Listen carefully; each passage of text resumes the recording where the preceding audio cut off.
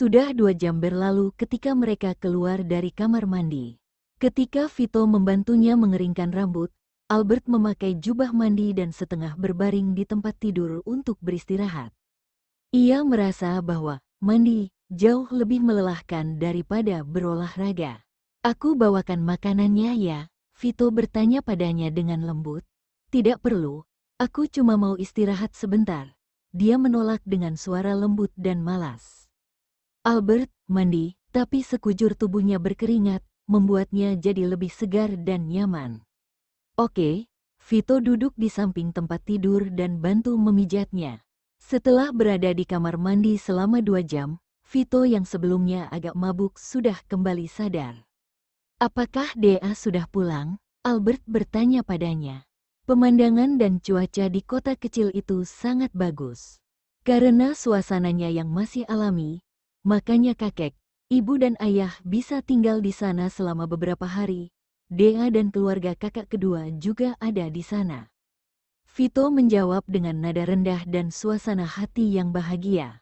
Dengan kata lain, selama beberapa hari ini tidak akan ada yang mengganggu pasangan muda itu, sehingga terasa dunia hanya milik mereka berdua. "Anggap saja ini adalah bulan madu singkat. Kapan kamu mulai diam-diam mempersiapkan pernikahan di belakangku?" Tanyanya lagi. "Tahun lalu, setelah kita mengatakan pada netizen tentang lamaranku yang sombong padamu." Vito tahu Albert akan bertanya, jadi dia menjelaskannya dengan tenang dan tersenyum. "Kok aku tidak tahu?" Albert langsung membalikkan tubuhnya, mencengkeram jubah mandi Vito. "Kamu harus kasih tahu aku detailnya." "Oke, aku akan kasih tahu kamu. Kita mulai dari awal ya." Vito mendekatkan tubuhnya dan telapak tangannya bertumpu di samping telinga Albert. Dengan lembut menatap wanita yang ada di bawahnya itu, dan samar-samar tubuhnya mulai memanas. Ia berbicara dengan tatapan dan nada yang sangat lembut.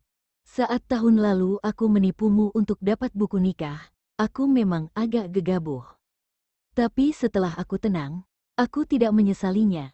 Sebaliknya aku merasa senang karena sudah mengambil keputusan yang bijaksana. Di hari-hari berikutnya ketika kita sudah akur satu sama lain, aku tidak bisa mengendalikan diri dan makin menyukaimu. Lebih tepatnya sih, aku makin cinta kamu. Tapi saat itu kamu masih kesal denganku tentang mendapatkan buku nikah itu, apalagi ada perjanjian setengah tahun. Aku pikir akan bawa kamu kembali ke rumah keluarga Okto dulu untuk bertemu keluargaku, sebelum merencanakan pernikahan." "Yah, kamu kan tahu semua hal itu," kata Albert. "Sebenarnya, sebelum aku memikirkan melamarmu di depan umum, aku sudah berpikir soal pernikahan. Setelah lamaran di depan umum, diam-diam aku langsung mempersiapkan pernikahan." Ketika Albert mendengar ini, dia tidak bisa menahan diri untuk bertanya, "Kok kamu tahu sih pernikahan seperti apa yang aku suka? Bertema tradisional atau barat, juga soal gaun pengantin dan sebagainya." Lagi pula, Vito tidak mendiskusikan hal-hal ini dengannya dari awal hingga akhir. Dan pernikahan hari ini, tentu saja, bahkan tidak ada kesalahan pada detail-detail kecil, dan membuat Albert merasa sangat bahagia. Ini persis seperti pernikahan yang dia bayangkan. "Karena pernikahan ini adalah kejutan untukmu, jadi tentu saja aku tidak bisa kasih tahu soal itu." Vito tersenyum dan berkata, "Apa kamu ingat setelah kita mengumumkan lamaran, Tama kirim kamu beberapa link tentang pernikahan dengan alasan untuk teman wanitanya yang akan nikah? Itu adalah link kuesioner yang menanyakan pendapat dan pemikiran wanita tentang pernikahan, sebuah program kecil yang dibuat khusus oleh Vito. Contohnya seperti, untuk apakah kamu lebih suka gaun pengantin tradisional atau barat? Lalu tentang perhiasan dan cincin kawin yang akan dipakai pada hari pernikahan. Selain itu juga tentang di mana lokasi pernikahan yang dia mau, apakah di dalam atau luar negeri. Kalau di luar negeri, spesifik tempatnya di mana. Singkatnya, semua masalah yang berkaitan dengan pernikahan dibahas di link itu. Albert tentu saja ingat tentang link ini. Pada saat itu, Tama juga bilang bahwa teman wanita itu adalah sahabatnya, dan bilang kalau teman wanita itu membayangkan pernikahan yang serupa dengan Albert. Tama selalu mengirimnya link ketika Albert punya waktu luang, dan menyuruhnya untuk mengisi kuesioner itu dengan serius dan hati-hati. Saat itu Albert berpikir, kebetulan dirinya sedang luang maka Tama meminta bantuannya. Pasti temannya dan kekasih temannya itu cukup penting bagi Tama. Maka ketika Albert mengisi kuesioner itu, dia mengisinya dengan serius seperti ide dan apa yang diinginkannya tentang pernikahan. Karena untuk masalah di masa lalu Vito selalu bertanya dan memposting di forum untuk meminta bantuan. Jadi Albert juga sudah terbiasa untuk selalu melihat postingan Vito setiap hari selama beberapa kali. Tapi sampai saat ini dia belum pernah melihat Vito menyebutkan hal-hal berkaitan dengan pernikahan di postingannya. Ia tidak menyangka kalau Vito akan menemui Tama, dan teman yang dimaksud oleh Tama adalah pria di depannya, dan yang disebut teman wanita adalah dirinya sendiri. Setelah tersadar kembali Albert berpura-pura marah dan berkata, "Tama pengkhianat, bahkan diam-diam bekerja sama denganmu untuk menipuku. Dia tidak mengkhianatimu kok, aku yang mengancamnya." Vito tersenyum tipis dan mencubit pipinya, meskipun dia bisa melihat kalau sebenarnya Albert tidak benar-benar marah. Tapi Tama sudah menjaga Albert selama bertahun-tahun dan Vito juga mempercayainya. Jadi jika dia mengaku kalau Tama adalah orangnya, maka pasti Albert akan merasa kesal padanya. Albert mendengus dan berpikir bahwa tidak hanya Tama saja. Bahkan pria ini terkadang membawa majalah untuknya, dengan alasan pekerjaan dan berkata dengan tulus. Oleh karena itu, seluruh pernikahan bisa direncanakan dengan sempurna. Albert berkata lagi, "Terus, kamu diam-diam merencanakan pernikahan dan aku tidak tahu. Terus kapan Kina tahu kalau hari ini adalah hari pernikahan kita?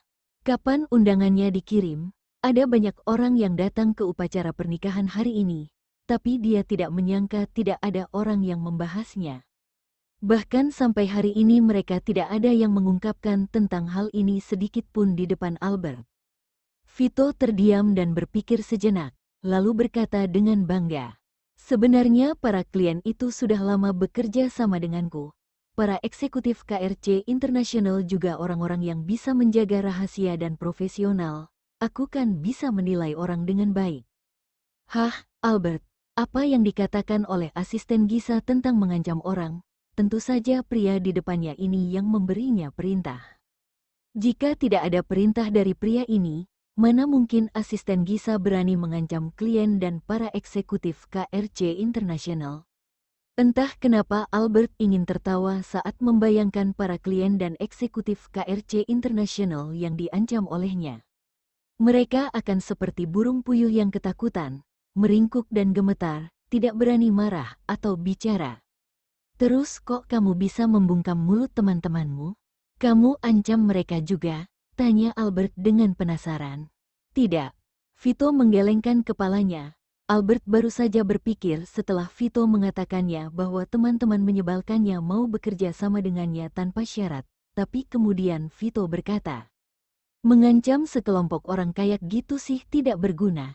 Jadi aku harus mengintimidasi mereka."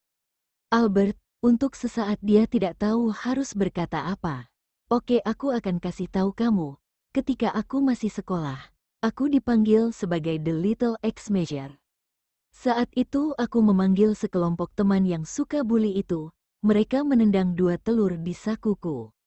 Sekarang aku secara pribadi mengundang mereka ke pernikahanku untuk berpartisipasi dan bilang kalau kamu belum tahu tentang hari pernikahan ini." Vito mengatakan ini dan tertawa. Terus aku ambil 2 telur dari saku, menaruhnya di depan mereka dan berkata, "Kalau ada yang berani membocorkan sedikit aja tentang pernikahan ini di depan istriku, kalian pasti akan lihat lagi kembalinya The Little X Measure."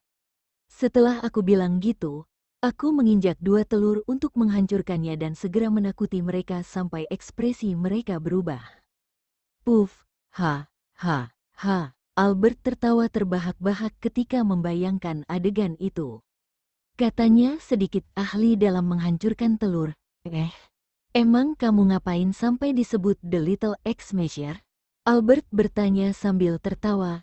Tidak ada, Vito melambaikan tangannya. Pahlawan tidak perlu menyebutkan keberaniannya di masa lalu. Maksudnya adalah, ketika Vito sedang belajar, pada pertemuan reuni kelas, ada tukang buli yang sedang mabuk dan melihat gadis tercantik dari kelas mereka. Lalu dia berdiri untuk mencoba mengganggu gadis itu. Dia merobek seragam gadis cantik itu. Pada akhirnya Vito menghampiri dan menendang ke bagian bawah pria itu dan telur milik tukang buli itu pecah. Sejak saat itu Vito mendapat julukan The Little X-Smasher. Namun akan lebih baik kalau Vito tidak menyebut soal wanita lain di depan Albert. Albert merasa bahwa julukan The Little X-Smasher pasti didapat olehnya karena sudah melakukan hal-hal buruk. Jika tidak, dilihat dari sifatnya sih mungkin saja Vito melakukan sesuatu untuk menyelamatkan seseorang atau menyembuhkan yang terluka. Tapi kalau dia melakukan itu, pasti Vito tidak akan berhenti pamer di depannya untuk mendapatkan pujian. Sebelumnya aku sudah pernah bilang kan, kalau kakek dan orang tuaku sering bepergian, tapi mereka belum pernah benar-benar bepergian di Perancis. Albert bertanya dengan curiga. Orang tua dan mertuanya bilang bahwa mereka pergi ke pedesaan. Lalu mereka membawa pembantu dan pengasuh. Jadi Albert tidak bisa menebak alasan dan apakah mereka benar pergi atau tidak, sebelum akhirnya dia menyadari keanehan mereka. Yoh, kakek sudah makin tua dan khawatir tentang kesehatannya, jadi dia minta Kevin untuk ikut. Sementara itu ayah dan ibu Kina datang dengan kakak kedua dan saudari ipar Kina setelah kita pergi. Vito mengangguk dan menjelaskan, seolah mengingat sesuatu. Vito berkata lagi, "Oh, ya satu hal lagi. Apa kamu ingat beberapa fotografer yang aku bawa saat Kira pergi? Mereka benar-benar menyiarkan secara langsung seluruh proses pernikahan kita kepada fans." Albert tercengang. Apa yang dia bilang? Siaran langsung? Menyiarkan langsung pernikahan mereka kepada para penggemar? Dan itu sudah dimulai dari beberapa hari yang lalu? Kok aku tidak tahu sih? Albert mengerutkan kening. Acara besar seperti ini seharusnya ada di trending topik teratas, tapi dia tidak tahu apapun tentang itu. Beberapa hari yang lalu kamu sibuk baca naskah iklan, lalu mengurus Dea dan Clayton. Kamu juga masih jet lag dan wajar kalau kamu tidak tahu soal pernikahan. Vito tidak berani mengatakan alasan kenapa Albert tidak tahu, karena sebenarnya itu karena ulahnya. Albert ingat kejadian beberapa hari terakhir. Memang seperti yang Vito bilang kalau dirinya sangat sibuk akhir-akhir ini dan tidak punya waktu untuk menyentuh ponselnya. Terkadang dia memposting sesuatu di Instagram atau pria ini yang bantu mempostingnya. Sudah larut malam, ayo turun dan makan malam dulu, kata Vito sambil mencubit ujung hidungnya dan menariknya dari tempat tidur. Malam ini adalah malam yang benar-benar sangat menyenangkan. Jadi Vito tidak ingin membuang waktunya untuk hal-hal yang tidak penting. Oke, Albert sudah mengetahui seluk-beluk segala sesuatu yang ingin dia ketahui, dan sekarang dia sudah tidak penasaran lagi. Setelah turun dari tempat tidur, ia memilih satu set baju ganti dan turun untuk makan malam bersama Vito. Makan malamnya sangat sederhana, hanya bubur ayam jamur dengan 2 piring acar. Lalu ada juga 2 hidangan daging dan sayuran, tapi Albert sudah sangat puas dengan menu makan malam seperti ini. Di pernikahan hari ini mereka sibuk menyapa para tamu dan minum wine. Meskipun sekarang mereka tidak mabuk, tapi karena tidak makan apapun selama pesta pernikahan, jadi kalau lauknya makanan berat dengan porsi besar maka pasti Albert tidak nafsu makan. Dan makan malam yang begitu sederhana ini, terutama 2 piring acar yang terasa asam dari lemon dan berbau enak, membuat dia ingin terus mengambilnya. Albert sudah makan 3 mangkuk bubur berturut-turut sebelum akhirnya menaruh mangkuk dengan puas. Setelah melihat sekeliling dan tidak ada pelayan, jadi dia bersandar di sofa dengan nyaman dan menghela nafas. Vito memandangnya seolah-olah Albert adalah kucing yang baru selesai makan, lalu hanya bersandar dengan malas dan nyaman di kursi. Membuatnya membayangkan jika Albert berubah jadi kucing betina, dengan 2 telinga runcing di kepalanya, lalu ekor yang fleksibel di belakangnya seperti kucing betina kecil. Ketika dia sudah kenyang, Albert akan menunjukkan perutnya dan memohon untuk disentuh dengan tatapan yang lembut. "Ayo kita pergi jalan-jalan," Vito mengulurkan tangan ke depannya.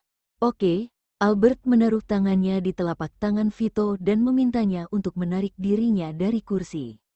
Suhu di Prancis saat musim panas tidak terlalu panas, dan bahkan agak dingin di malam hari. Jadi Vito mengambil jaket tipis untuknya sebelum mereka pergi. Hari sudah gelap dan hanya ada lampu jalan, jadi mereka berdua hanya jalan-jalan di sekitar villa dan tidak pergi jauh. Mereka saling mengobrol dan berjalan-jalan selama lebih dari 40 menit. Setelah makanannya tercerna, keduanya pun kembali ke rumah. Keduanya sedikit berkeringat setelah berjalan cukup lama di luar. Saat kembali ke kamar, Vito memeluknya dengan erat. "Istriku, ayo mandi bareng lalu kita tidur." Sebelum makan-makan Albert setuju untuk mandi dengan pria ini dan butuh 2 jam untuk mandi dengannya. Berada di kamar mandi lebih melelahkan daripada melakukannya di tempat tidur. Mandi, tidak mungkin cuma mandi saja. Terlebih lagi di kamar mandi, setelah mandi, nantinya pasti Vito akan mengajak Albert melakukan itu di tempat tidur untuk waktu yang lama. Jadi setelah memikirkan ini, Albert dengan tegas menolaknya. "Gak mau."